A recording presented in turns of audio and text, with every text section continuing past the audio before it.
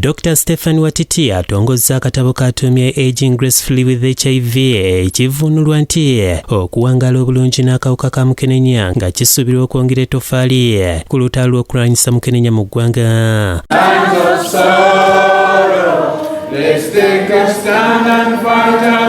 Bakatongolezza ku ofiisi ya pulezidenti mu Kampala. Abalabirira abalina akawuka nga bakulembeddwamu Dr. Barbara Mukasaawo okuva mu Maldme, Uganda batenderezza Dr. Watiti olw'okwewaayo mu lutalo lw'okulwanyisa obulwadde bwa mukenenya ng'atuusa obujjanjabi obw'ensuso eri abalwadde.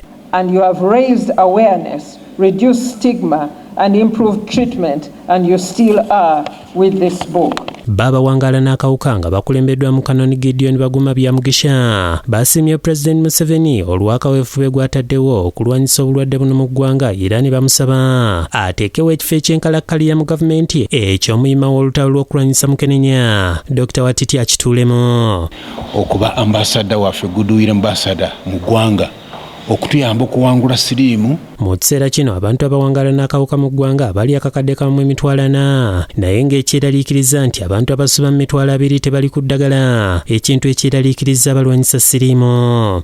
Tebali mu ddwaliro, tebamanyiddwa mu sisitimu naye nga bali positive basiiga. Dr. Laban Jumba abadde omwogezi omukulu atendereza omulimu amatendo ogukoleddwa Dr. Watiti mu lutalo lw'okulwanyisa mukenenya, bw'atyo n'asaba abantu bonna okweyuna ekitabo kino kyagambye nti kirimu obubaka obukwata ku bantu bonna n'abatalina kawuka. Even if you don't have HIV, you need to know how to deal with high blood pressure. Dr. Watiti alombozza olugendo lwayiseemu olw'emyaka 4 ng'alwanagana n'akawuka okutuuka ku myaka 71 ate nga yali aweddemu essuubi ku myaka emito. Even me, I knew I was going to die because I had TB, I had cancer, and I had meningitis.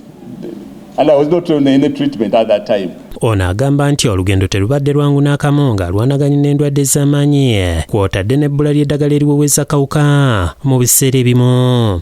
One time a lady came, I think she was a policewoman, she came and told me she had just sold her fridge and wanted to buy medicine for 1 week, but she was looking for somebody to buy her plot so that she can come and buy more medicine. Akulira ekitongole kya KCCA Dorothy Kisaka abadde omugenyi omukulu ku mukolo guno abikudde ekyama nti Dr. Watiti yamusisinkana emyaka 3 emabega ng'ayagala okumuyambako okuwandiika ekiraamo kuba yali alaba ng'obulamu bwe buggwawo.